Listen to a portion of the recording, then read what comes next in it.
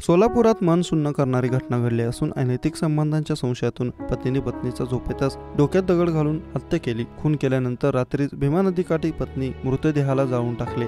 दक्षिण सोलापूर तालुक्यातील तेलगाव येथे ही मन सुन्न करणारी घटना सोमवारी पहाटे 2:30 वाजण्याच्या सुमारास घडली। या प्रकरणी मंद्रुप पोलीस ठाण्यात पतीसह त्याच्या भावाविरोधात खून आणि पुरावा नष्ट करण्याचा गुन्हा दाखल झाला असून भाग्यश्री बसवराज कोळी वय वर्ष 27 असे हत्या झालेल्या महिलेचे नाव आहे। मंद्रुप पोलिसांनी पती बसवराज आडव्याप्पा कोळी याचा विरुद्ध खुनाचा तर त्याचा भाऊ गजानन आडव्याप्पा कोळी आणि शिवानंद आडव्याप्पा कोळी सर्व राणा तेलगाव तालुका दक्षिण सोलापूर यांच्या विरुद्ध गुपचूप मृतदेह जाळून पुरावा नष्ट करण्यास मदत केल्याचा गुन्हा दाखल करण्यात आला आहे। या घटनेने सोलापूर जिल्हा हादरला आहे। बसवराज कोळी याचे लोणी तालुका इंडी जिल्हा विजयपूर राहणार कर्नाटका येथील मामा गोविंद शिराप्पा कोळी यांची मुलगी भाग्यश्री हिच्याशी 2014 मध्ये लग्न झालं होतं। कोळी दाम्पत्यास आदित्य व अमृता ही 2 अपत्य आहे। तेलगावच्या बसवराज कोळी यांनी काही वर्षांपूर्वी निंबर्गी येथे शेती घेतली होती।